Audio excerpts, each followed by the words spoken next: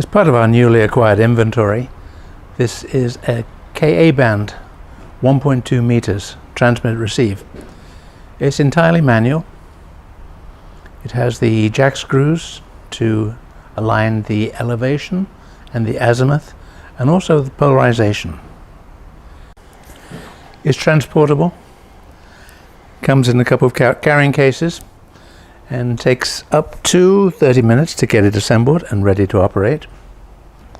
The elevation is controlled by releasing these clips and sliding it up or back. As far as the azimuth is concerned, it just turns, and of course it will be locked into position when you're exactly on the satellite. There is a buck included with it. It is 25 watts and it covers the range from 30 to 31 gig. So it's way up in the Ka band range. Attached securely to one of the legs is the power supply for the buck.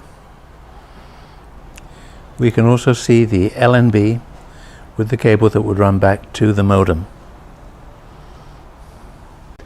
This antenna system is totally unused and should perform very well for the new owner.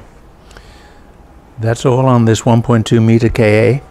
I'm now going to move on to another of the Ku band systems that we've just received today.